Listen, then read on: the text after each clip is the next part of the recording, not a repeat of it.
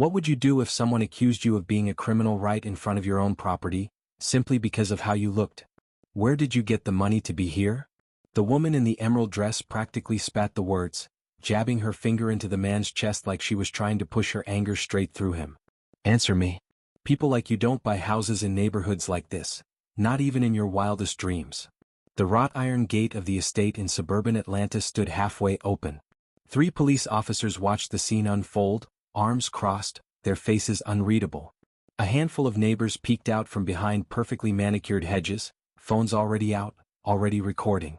The expensive silence of the street was shattered by public humiliation. The man, tall, composed, wearing a simple red polo shirt, didn't flinch. He just took a slow, deliberate breath. Behind the dark sunglasses of one officer, you could see it clearly. He wanted to know what this intruder was doing there too. I said answer me, the woman insisted, her voice rising. You think you own something here? This place isn't for rideshare drivers or people who come from wherever you came from. I called security. I called the police. You're not leaving until you explain yourself. David Carter clenched his fists but kept his voice steady and low. My name is David. And I'm just waiting for the gate to open completely. I have a meeting inside. One of the officers stepped forward. Mr. Carter, Ms. Reynolds claims you've been circling this street for 20 minutes. Do you have any documentation proving you were invited? The tone was professional but suspicion hung on every syllable.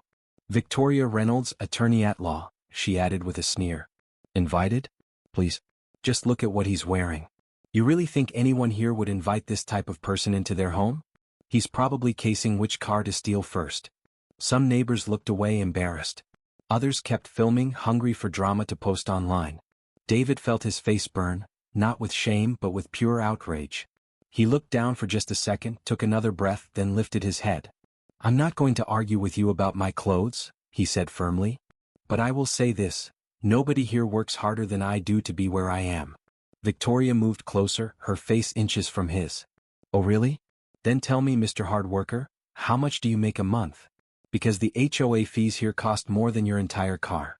So where did this money come from, huh? The lottery? Some kind of scam. The word scam made the officers exchange glances. David felt his throat tighten. Standing there in front of that gate, he remembered every double shift he'd worked in a tiny garage, every sleepless night building business plans, every no he'd heard before his logistics company finally took off. For a moment he thought about just turning around and walking away. But then he saw her, a little girl peeking through the gap in the gate, holding a school backpack, watching everything with frightened eyes. She was someone's daughter, witnessing how adults treated a stranger. Perhaps that was the moment that changed everything. David straightened his shoulders.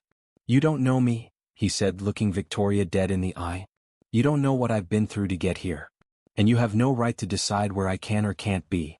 She scoffed. I have every right to protect my neighborhood. And if I have anything to say about it, you're not getting past this gate. Officer, I demand he be searched. Something's not right here. The older officer cleared his throat. Ms. Reynolds, we're following protocol, but so far he hasn't done anything illegal. Still, he looked at David the way people do when they're waiting for any wrong move to confirm their prejudice. David's phone buzzed in his pocket. He hesitated, then answered. David Carter speaking. The voice on the other end was crisp and professional. Mr. Carter, this is the CFO. We're on the line with the New York investors, waiting for you to review the contract for the Atlanta estate. Are you at the address yet? David closed his eyes for a second. There it was, the moment of truth sitting right in the palm of his hand. He took a breath, looked at Victoria, the officers, the neighbors, and pressed the speakerphone button.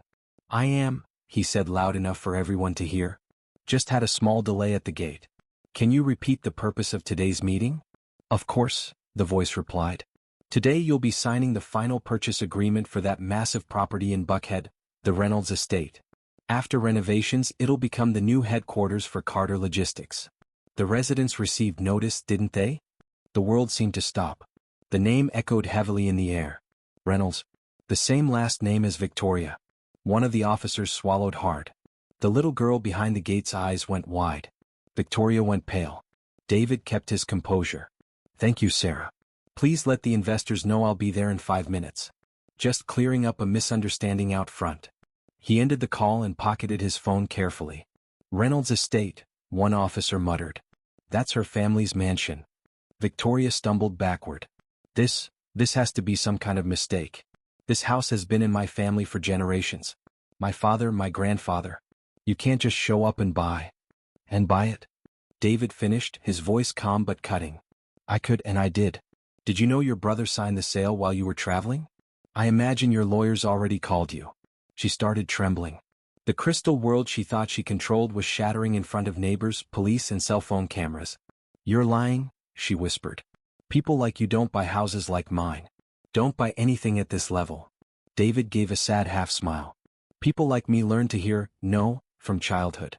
Learn that we have to work 3 times as hard, be twice as polite, swallow our pride just to survive. And even then, some people still ask where we got the money to be here. The officers looked down. They knew exactly what kind of call they'd responded to. There's a suspicious man in front of my gate. It wasn't the first time, but now they realized they'd been pulled into a scene of pure prejudice. Nothing more. The gate opened fully, triggered automatically by the internal system. A security guard came jogging up, out of breath. Mr. Carter, please forgive the delay. The system's updated with your credentials now. Welcome to your new property. The silence that followed was almost physical. Victoria stared at the guard like he'd betrayed her entire bloodline. Then she looked at David, at her expensive green dress that suddenly seemed ridiculous, at the neighbors filming every second. You didn't have to humiliate me in front of everyone, she whispered, trying to salvage some dignity. If only she had realized sooner what she was really doing. David took a deep breath. I didn't do anything to you. I just answered my phone. You exposed yourself the moment you decided to judge someone's worth by their skin color and their clothes. A woman across the street murmured, "That's true," almost inaudibly. One neighbor put his phone away, ashamed. The little girl behind the gate wiped away a silent tear. David stepped toward the open gate. Before entering, he turned to the officers. Thank you for keeping things calm. But I sincerely hope next time, someone asks what's actually happening before assuming who the guilty party is. The 2 officers couldn't find the courage to respond. Victoria stood frozen, as if she'd lost more than just a house. She'd lost the certainty that she was better than everyone else. Once inside the property, David looked back one last time. You know, Victoria, money can buy houses. But character? That's a different story. And today, the whole neighborhood found out who really doesn't belong here. The gate closed slowly, and with it, the woman's confidence disappeared. All that remained was the weight of silence, the shame hanging in the air, and a lesson nobody there would forget anytime soon. This story reminds us that assumptions based on appearance can cost us everything: our dignity, our respect, and sometimes even our homes. True worth isn't measured by clothing or zip codes, but by the integrity we show when no one's watching. What would you do if you witnessed a scene like this in your own neighborhood? Drop a comment below, hit that like button if this story touched you, and subscribe to see more real-life lessons that matter.